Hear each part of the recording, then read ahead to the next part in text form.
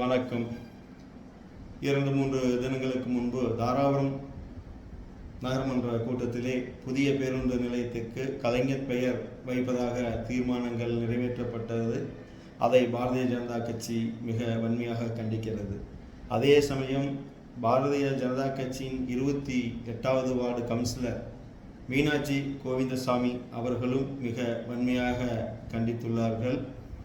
தாராபுரத்தில் பொதுமக்களும் வன்மையாக கண்டித்துள்ளனர்.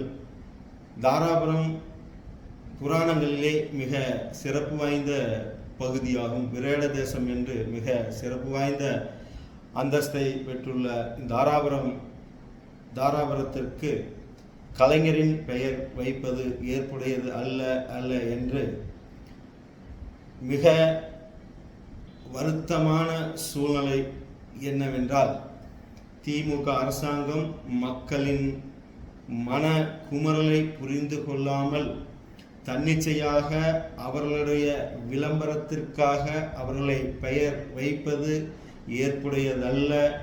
தாராபுரம் பொதுமக்களை அதை ஏற்க மாட்டார்கள் என்று சொல்லிக்கொண்டு உடனடியாக உங்கள் தீர்மானத்தை மாற்றி தேச போராளி தீரன் சின்னமலை அவர்கள் பெயர் வைக்க வேண்டும், அல்லது தாராபுரம் வாழ்வாதாரமாக கொண்டிருக்கும் அமராவதி அன்னையின் பெயர் வைக்க வேண்டும், அல்லது நம்ம அனைவரும் போற்றக்கூடிய அம்பேத்கர் பெயர் வைக்க வேண்டும்.